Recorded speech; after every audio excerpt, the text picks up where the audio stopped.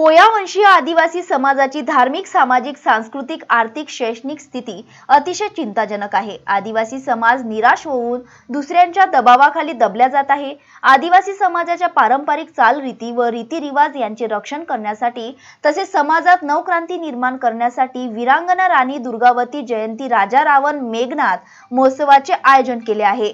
परिसरातील भाविक आदिवासी समाज व जनतेच्या उत्स्फूर्त प्रतिसाद व समिती मंडळाचे मार्गदर्शक व समितीचे सर्व सभापती तसेच परिसरातील सर्व रहिवासींच्या बहुमोल सहकार्याने या महोत्सवाला भव्य दिव्य स्वरूप प्राप्त झाले आहे, असे आवाहन करण्यात आले। सर्वांना जय सेवा। अमरावती शहरामध्ये मागील 18 वर्षापासून वीरांगना राणी दुर्गावती चौकामध्ये म्हणजेच जुन्या गव्हर्नमेंट गर्ल्स हायस्कूल चौकामध्ये या कॅम्प परिसरात अमरावती शहरातील सर्व आदिवासी समाज बांधव आणि बहुजन चळवळीमध्ये परिवर्तनवादी विचारांनी काम करणारी जी मंडळी आहे हे एकत्र येऊन राणी दुर्गावती चौकामध्ये रावण पूजेचा आणि गोंडवानाच्या सम्राज्ञी वीरांगना राणी दुर्गावती यांचा संयुक्त कार्यक्रम हा दरवर्षी सालाबादाप्रमाणे अमरावती शहरामध्ये होत असतो। मागच्या बऱ्याचशा दिवसापासून आदिवासी समाजाने अमरावती जिल्ह्यातील विविध ठिकाणी चिपको आंदोलन केले।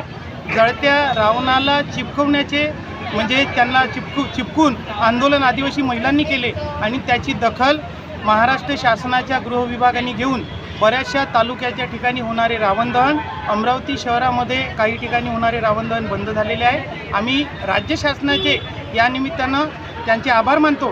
परंतु ज्या कुठे आदिवासी समाजाचे जे महान लोक आहे हे बहुजन नायक आहे, राजा रावण आहे, महिषासुर आहे, या सर्व बहुजन नायकांचे जर कुणी अशा पद्धतीने जाळून विटंबना करत असेल या गोष्टीची दखल महाराष्ट्र शासनाने घ्यायला पाहिजे।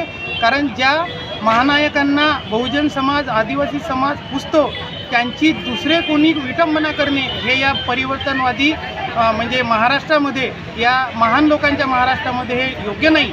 आणि म्हणून राणी दुर्गावतीच्या जयंतीच्या निमित्तानं रावण पूजेच्या निमित्तानं आदिवासी समाजाची बहुजन समाजाची आम्ही मागणी करतो की आदिवासी समाजाच्या बहुजन समाजाच्या नायकांना त्यांच्या पुतळ्यांना कुणी विटंबना करू नये।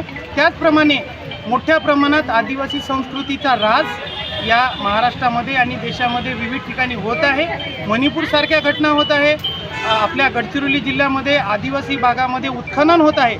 आदिवासी संस्कृती खतम होत आहे।